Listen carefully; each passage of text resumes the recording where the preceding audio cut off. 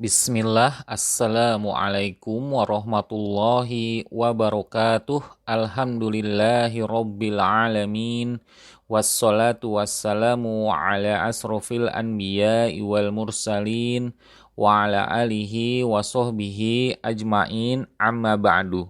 Ahlan wa sahlan, kita berjumpa kembali dalam program belajar bahasa Arab yang menghususkan kepada pembahasan ilmu nahwu dasar beserta kaedah-kaedahnya. Dan untuk pembelajarannya akan dipandu dengan menggunakan kitab Mutamimah Jurumiyah, salah satu kitab referensi untuk mempelajari ilmu nahwu tingkat dasar secara ringkas dan menjadi landasan untuk pemula sebelum mempelajari tingkatan ilmu nahwu yang lebih tinggi. Bagi teman-teman yang ingin memiliki kitabnya, teman-teman dapat memesannya melalui via WA atau bisa juga dengan mengklik link di deskripsi video di bawah untuk terhubung langsung ke WA admin. Baik, mari kita mulai saja. Materi video pembelajaran pada episode yang ke-12 ini yaitu pengenalan tanda-tanda i'rab nasab. Khususnya di awalan pengenalan ini, kita akan mengenal tanda pokok yang utama dari i'rab nasab, yaitu tandanya adalah harokat fathah. Alamatun nasbi, tanda-tanda i'rab nasab. Walin nasbi khomsu alamatin. Untuk keadaan i'rab nasab memiliki 5 tanda. Al-fathatu wahiyal aslu. Tanda yang pertamanya dan merupakan tanda pokok utamanya yaitu harokat fathah. Wal alifu, kemudian tanda kedua yaitu huruf alif. Wal kasrotu, tanda ketiga yaitu harokat kasroh. Wal ya'u, lalu tanda keempatnya yaitu huruf ya. Wahasfun nuni, dan tanda yang kelima yaitu dengan menghilangkan huruf nun. Wahia naibatun anil fathati.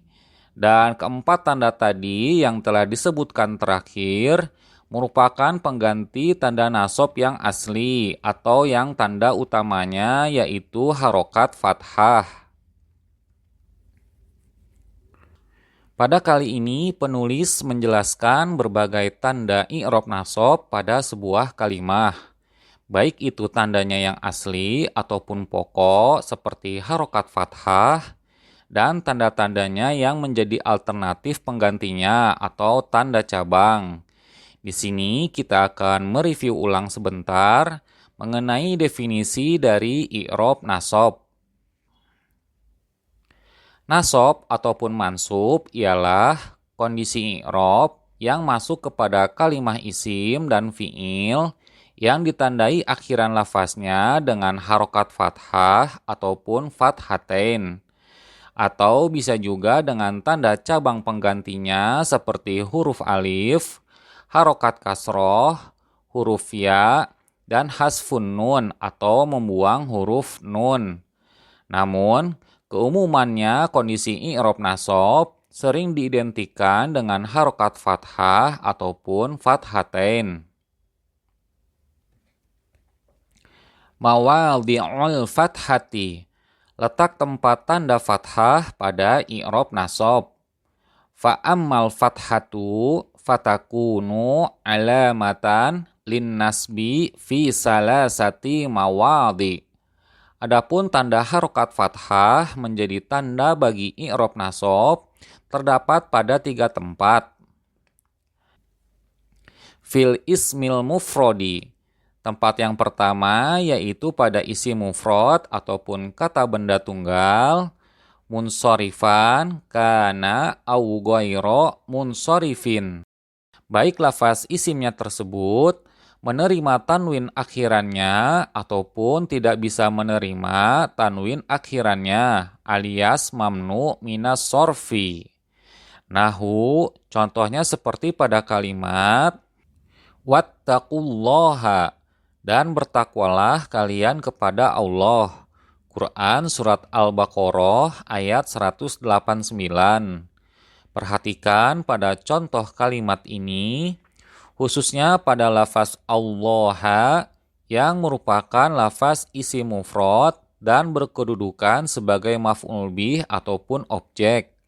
Lafaznya tersebut dibaca secara nasab ataupun mansub dengan tanda berupa harokat fathah di akhiran lafaznya. Contohnya yang kedua, wa wahabna lahu ishaqa wa yaquba. Dan kami telah menganugerahkan Ishak dan Yakub kepadanya.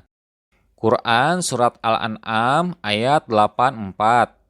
Sekarang kita perhatikan juga pada contoh kalimat ini, khususnya pada lafaz Ishak yang diatofkan dengan lafaz Yaquba. Kedua lafaznya tersebut merupakan lafaz isim mufrad yang berkedudukan sebagai maf'ul bih ataupun objek. Lafaznya tersebut dibaca secara nasab dengan tanda berupa harokat fathah di akhiran lafaznya.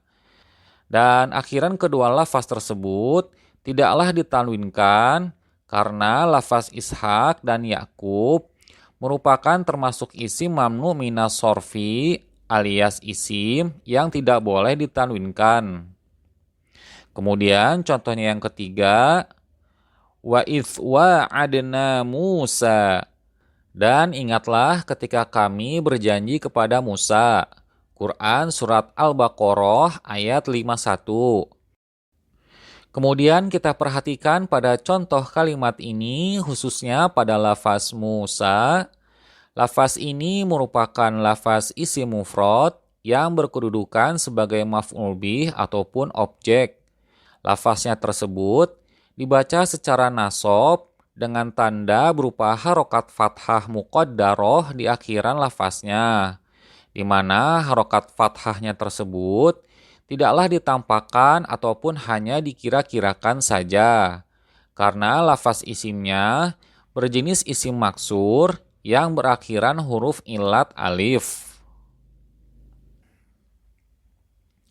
Pada pembahasan tanda i'rab nasab yang pertama dan menjadi tanda pokoknya nasab yaitu harokat fathah, di mana harokat fathah ini menjadi tanda untuk i'rab nasab pada 3 tempat. Tempatnya yang pertama yaitu pada lafaz isim mufrad. Dan definisi dari isim mufrad itu sendiri adalah isim yang menunjukkan berjumlah tunggal, baik itu lafaz isimnya berjenis laki-laki, muzakkar, ataupun berjenis perempuan, muannas. Sehingga dari definisi tadi bisa disimpulkan bahwa isimnya tidaklah berjumlah double ataupun lebih dari 2 alias jamak. Dan bukan pula termasuk ke dalam asmaul khomsah. Dan pada jenis isim mufrad ini mayoritasnya bisa ditanwinkan alias menerima tanwin. Seperti bisa menerima harokat fathatain di akhiran lafaznya. Seperti pada lafaz rojulan dan imro'atan. Namun ada sebagian kecil lagi yang lafaz isimnya tidak bisa ditanwinkan akhirannya. Alias hanya bisa menerima harokat fathah saja ketika nasab. Contohnya seperti pada lafaz Yaquba dan Ishaqo. Kedua contoh lafaz ini termasuk ke dalam isim-isim yang dilarang untuk menerima tanwin alias mamnu minas sorfi. Sehingga kedua lafaz ini tidak boleh dibaca menjadi Yaquban dan Ishaqon, walaupun lafaz tersebut dalam keadaan nasab. Untuk lebih jelasnya, kita sandingkan kedua contoh kalimatnya. Contohnya yang pertama, laqitu rojulan. Saya telah bertemu seorang lelaki. Kemudian contoh yang kedua, ro'aitu ishaqon. Saya telah mengawasi Ishak. Perhatikan pada contoh kalimat yang pertama, lafaz rojulan adalah lafaz isim mufrad yang berkedudukan sebagai maf'ul bih ataupun objek. Dibacanya secara nasab dengan tandanya berupa harokat fathatain zohiroh ataupun yang nampak di akhiran lafaznya. Dan karena lafaz rojulan ini termasuk ke dalam isim yang dapat menerima tanwin, maka akhiran lafaznya ditanwinkan. Sekarang kita perhatikan juga pada contoh kalimat yang kedua, khususnya pada lafaz ishaqo. Lafaz ishaqo adalah lafaz isim mufrad yang berkedudukan sebagai maf'ul bih ataupun objek.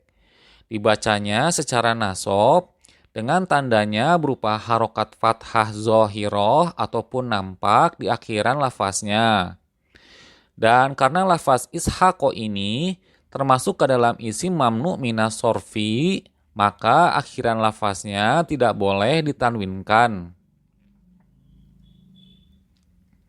Kemudian kembali kepada contoh lafaz rojulan, walaupun contoh lafaz ini berakhiran harokat tanwin fathatain, lafaznya ini masih termasuk ke dalam i'rab nasab bil fathah.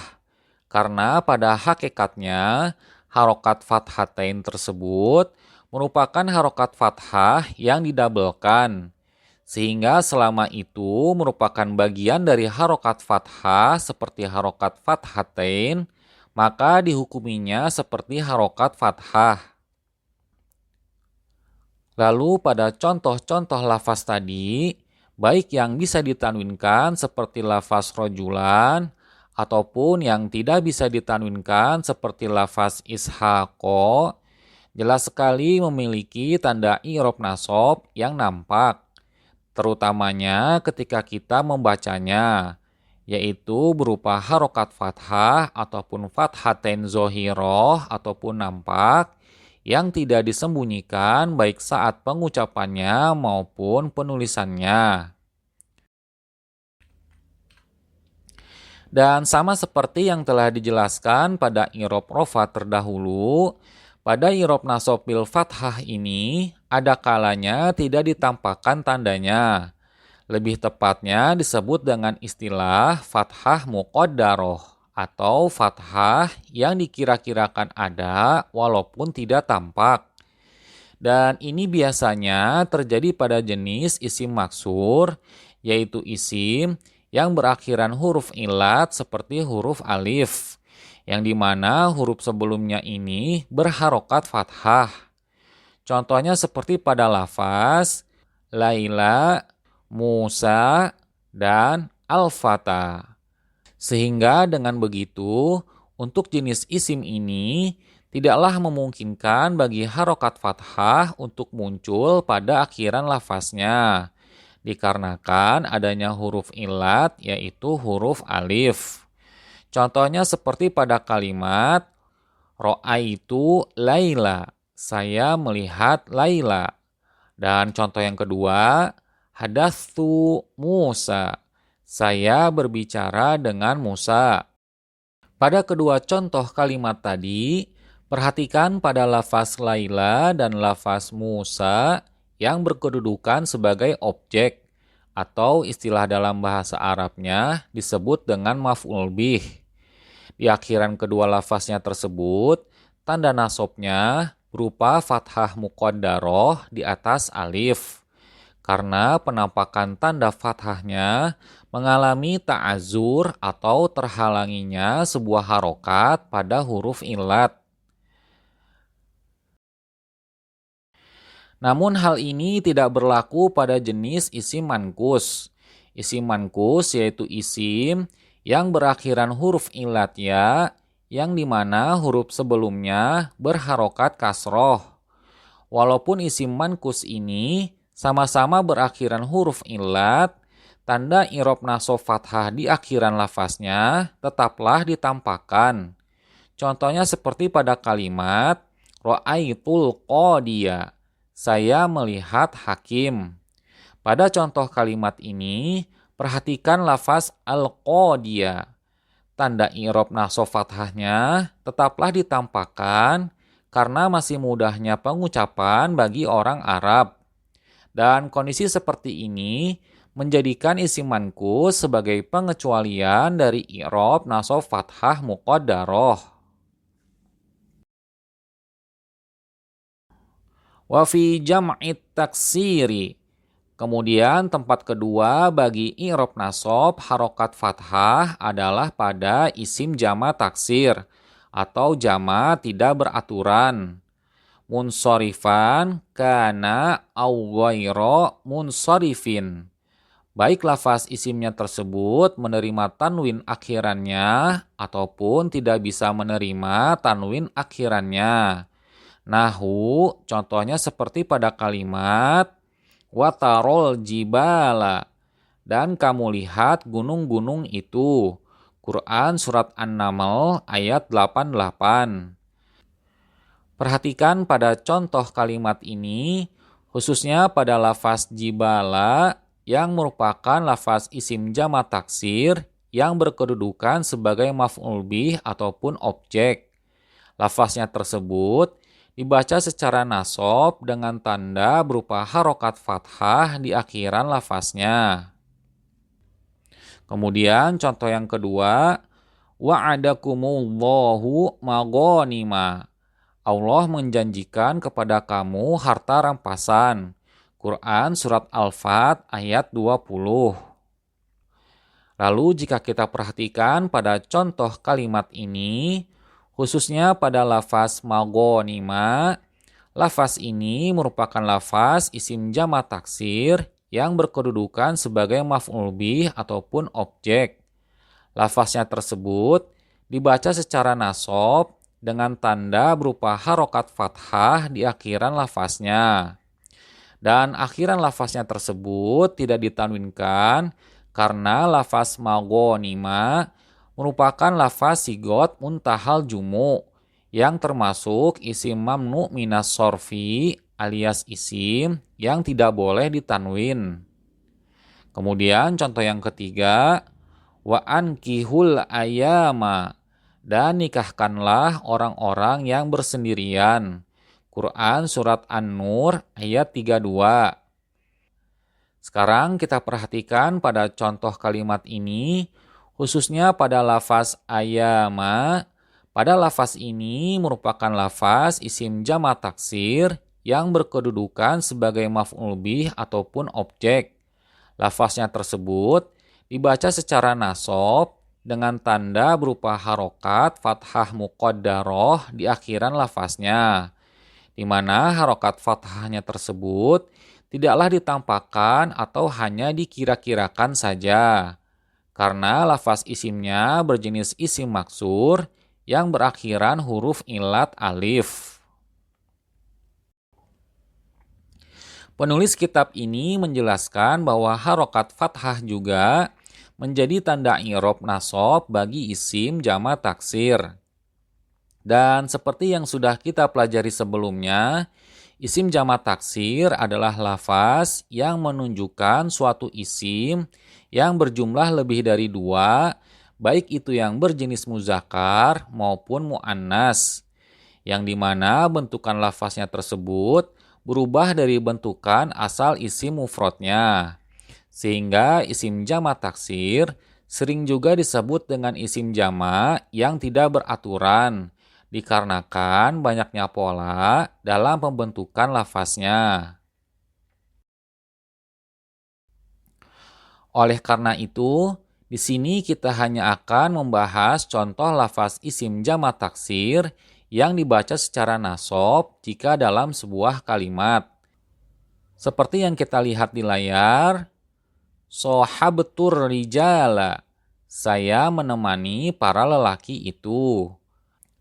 Perhatikan pada contoh kalimat ini, khususnya pada lafaz rijala yang merupakan lafaz isim jama taksir berkedudukan sebagai maf'ul bih ataupun objek. Lafaznya tersebut dibaca secara nasab dengan tanda berupa harokat fathah zohiroh ataupun yang nampak di akhiran lafaznya. Lalu contoh yang berikutnya, roja'tu mafatiha, saya mengembalikan kunci-kunci. Sekarang kita perhatikan pada contoh kalimat yang ini, khususnya pada lafaz mafatiha. Lafaz ini merupakan lafaz isim jamak taksir yang berkedudukan sebagai maf'ul bih ataupun objek.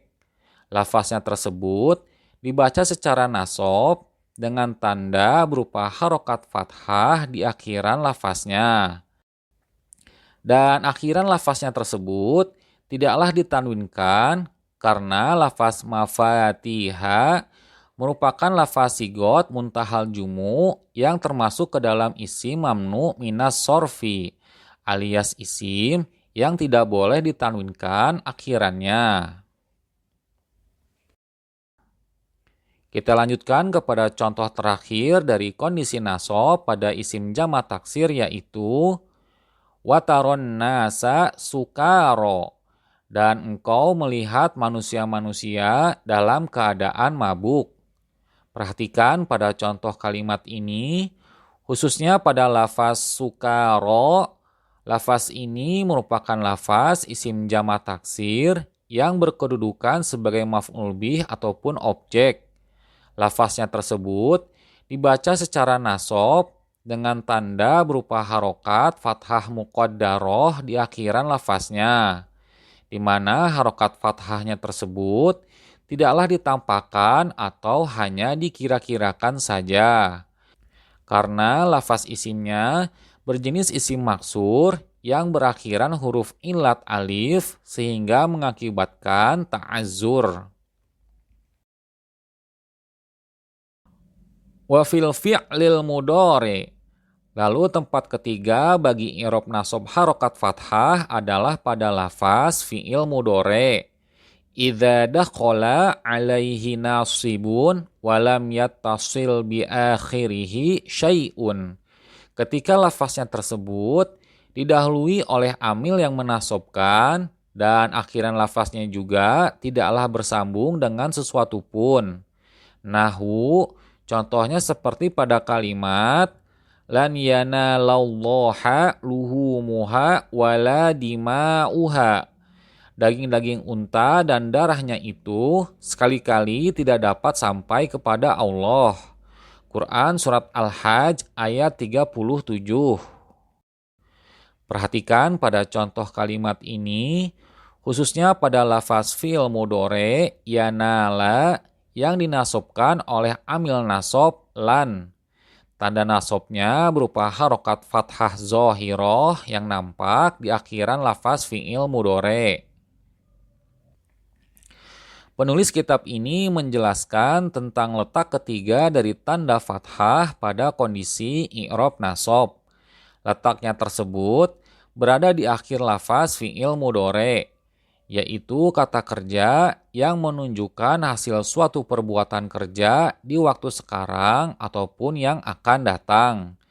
Dan biasanya lafaz fi'il mudhari ini didahului oleh 4 huruf mudhoro'ah, yaitu seperti huruf hamzah, huruf nun, huruf ya, dan huruf ta. Dan untuk pembahasan tanda nasab fathah pada fi'il mudhari ini, kita akan fokuskan pada beberapa contoh lainnya. Seperti pada kalimat lan nabroha alaihi akifina. Kami tidak akan meninggalkan patung anak sapi dan tetap akan menyembahnya.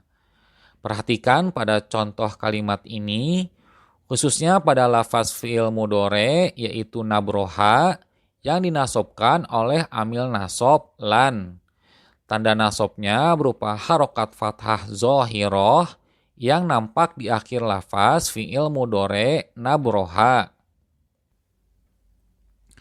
Tanda nasab fathah zohiroh ini akan berlaku juga jika lafaz fi'il mudhari'nya bersambung dengan huruf nun taukid sakilah dan nun taukid khafifah.